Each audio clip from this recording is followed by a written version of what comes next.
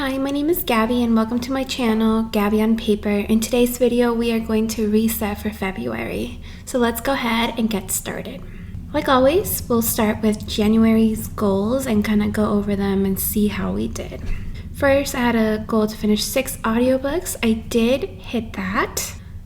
I wanted to send $100 extra towards rent, and as of today, which is 5 p.m. on the 31st, I'm like at 140, I believe. I'm hoping that when I close out my month that I will be even further. I did schedule a massage. Believe it or not, no personal shopping, which is very exciting. I did journal every day. I did not sell my items. I did actually try 2 new restaurants. I actually did 3. I did hit the 13 Peloton rides. I did do the 14 yoga, their Peloton yoga classes. So I'll put that here, 13 and 14. And then I did not apply for global entry. I don't know if we're going to be doing this actually. We might just do TSA pre-check because it does take like 6 months to get. We don't really have any like international travel plans set right now. And I don't know, I think we travel domestically more than we do international. So we're just gonna go ahead and do, I think, TSA pre-check rather than global entry. So overall, a pretty good month. I don't know when I'm gonna get around to selling these items. I keep wanting to do them and I keep putting them off, and I don't know why. Okay, so with that, that's my neighbor's dog. So now that we've gone over January goals, we're going to move into February, and I have added one section that we're going to start with, and that is my budget for February. If you've been around for a while, you know that I used to do monthly budget with me, so I have a plan for any money coming in during the month. That kind of stopped when I started doing YNAB, just because in YNAB you have to budget with the money that you already have. You can't budget with money that you don't have. But I do like having a plan for money that's coming in ahead of time. I would do this just off camera to get an idea of what I was expecting to do in February. So this is like my plan for the money that I get. In February, I am expecting my first paycheck to be around $17.40 based on my salary, and then I think like 1 hour of overtime. It's not much, but my first paycheck is when my train pass comes out, so it's always lower than the second one. The second paycheck is just I'm expecting it to be normal. Right now there's no overtime, and that probably will change by then. I usually get 1 or 2 hours of overtime per pay period. And then the refund is my tax refund. This is for both federal and state. I'm budgeting about $1,000. I've already entered in the information, the W-2 information, so I have a good idea of what I'm gonna get. So everything is pretty standard with the saving, investing, and bills. So I'm not gonna go over that. It's all right there. So we're just gonna skip down to expenses and sinking funds. So these red categories are extra money that I'm sending towards that fund or, that category. For dining out, I am gonna send an extra $50 for the month of February, because even though it's a short month, it's kind of a busy month. There's a few restaurants that I want to go to that are a little pricier, so I am going to add some money to my dining out category in preparation for that. Down here in sinking funds, you can see that these red categories are the ones that I'm sending the goal amount plus a little extra. So for dates and stuff, up here you can see that the goal amount is $25, and I'm expecting to send an extra $20 to that category. For my birthday, I'll do the goal amount of $20 with an extra $20. Live events, an extra $25. My boyfriend's birthday, an extra $50.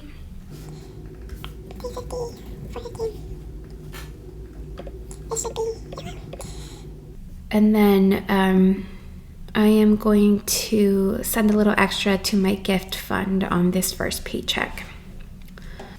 With my second paycheck, I'm hoping to send extra to my boyfriend's birthday, which means that I would fully fund his 2023 birthday, and then after that I can start saving for his next 2024 birthday.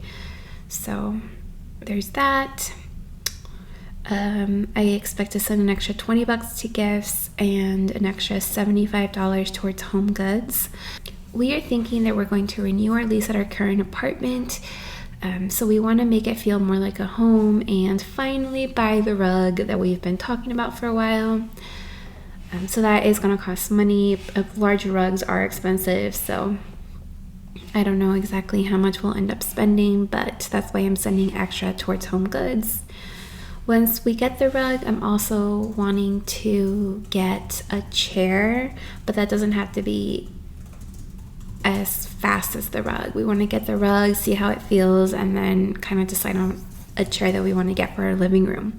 Right now, our living room is really just the TV stand, our coffee tables, a couch, and then one end table. So it's kind of bare bones, and we just want to make it feel more homey. So that is it for my second paycheck of February. For my tax refund, I'm hoping to snowball some of my sinking funds and get me up to that target amount that you see in YNAB. So here you see like $240 for my birthday, live events $300, and my boyfriend's birthday $500. So anything in yellow means that we would be fully funding that sinking fund, and I don't have to worry about funding that until, we use up those funds in the future. So I'll be sending $155 to dates and stuff, $280 to my birthday. This would fund 2024 and then a little bit extra for this year. I'll send $80 to live events, $168 to our anniversary for 2024. That would fully fund it. $85 to rideshare, and then just send an extra $200 to home goods. This target amount used to be $300, and that was before we decided to just buy a couple pieces of furniture for our apartment. So now I have to increase it and save a little extra. So that is my plan for my income in February. If it goes according to plan, this is what I'm expecting to do. If there's a little extra, which would be awesome, we'll adjust, or if it's less, we'll adjust. So now we are looking at my February goals.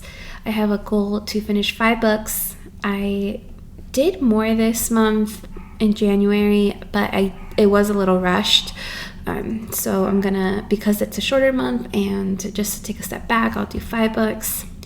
I want to finish funding my boyfriend's birthday fund.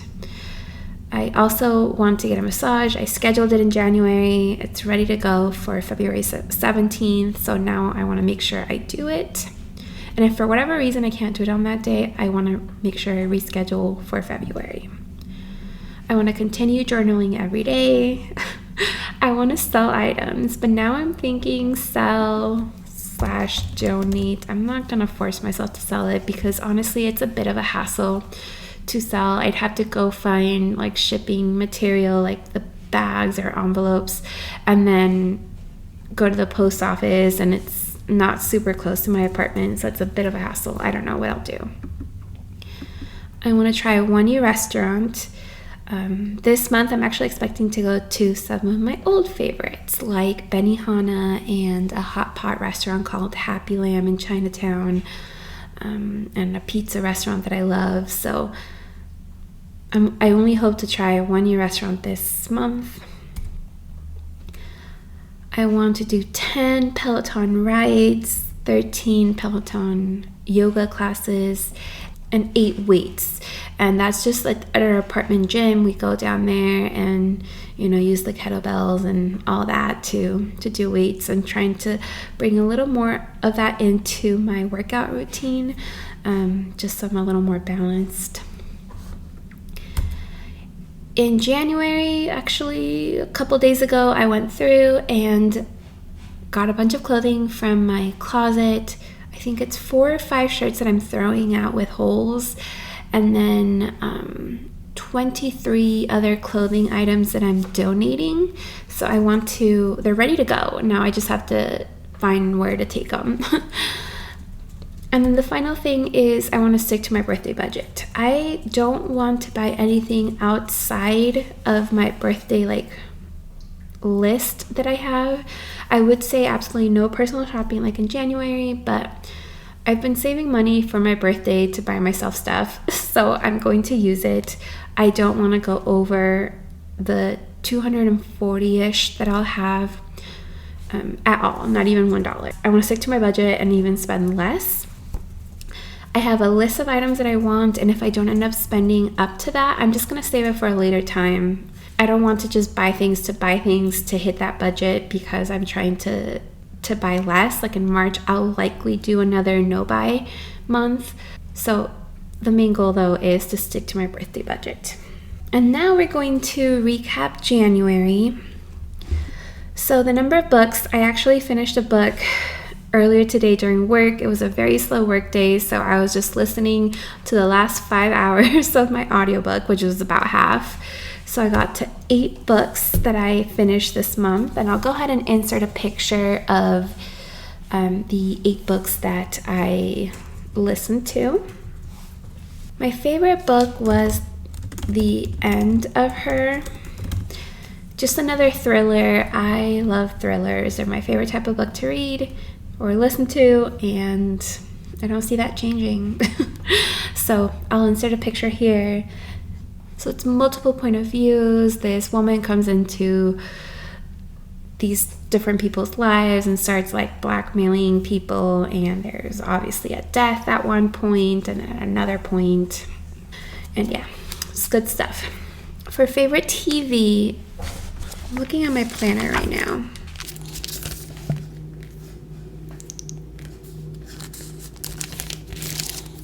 TV or movie, I would say. Favorite TV/movie. We are currently rewatching Mad Men, and that is fantastic. And I'm thinking that's the one that's going to be the winner.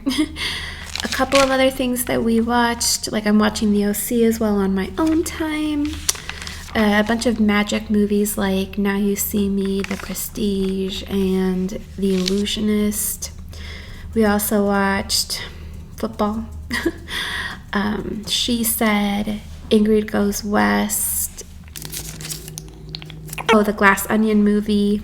So, watched quite a few things in January, and I'm torn between Glass Onion and Mad Men, but I'm gonna give it to Mad Men because I think I prefer TV over movies. My boyfriend would not believe that. I've always been a movie person. So next is the largest purchase, and with January having been a no-buy month, then my largest expense or purchase would have been my anniversary dinner. At Chicago Q.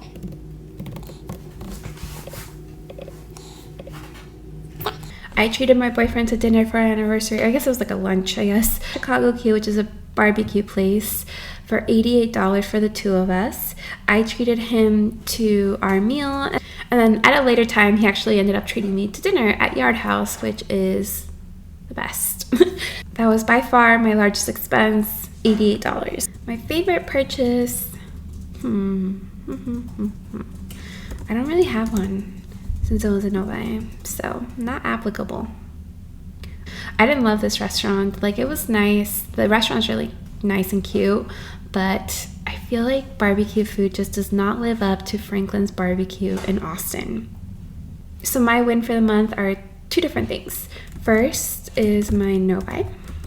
Yay. And then the second part is a bit of a spoiler for my my January wrap up, and that is being 1 full month ahead on my expenses. including rent. This is so exciting. Been working on this since I started YNAB in September, and it's finally happened. So I'm very, very excited about that. I would say my problem area was groceries. I cannot keep my grocery budget down. I know it's like inflation, everything's super expensive right now. Like I've noticed it obviously with eggs, being the big thing, but things like my cereal. I bought like plantain chips for $7, which is nuts. My grocery bill each month is just, in my opinion, huge for one person, and I don't feel like I go too crazy on the groceries, so I don't know what the deal is. You'll see in my January wrap-up how much I end up spending in groceries and why it was a problem. That's pretty much it for my February reset. I am really pleased with how January has gone. The majority of my goals were hit, and I feel like this is a pretty good recap of the month. It's just nice to hit a lot of my goals and to start the year strong. One thing I did want to say is that February, March, and April are going to be fun financial months. So February, there's my tax refund. In March, it's a 3-paycheck month, so that's always exciting. And then in March, I also get a bonus from my company. That's when they do the bonuses. With me having only worked there for about 3.5 months, I'm gonna get a small bonus. It's not gonna be big, small, but still exciting. So March, I have 3 paychecks and a bonus, which is awesome.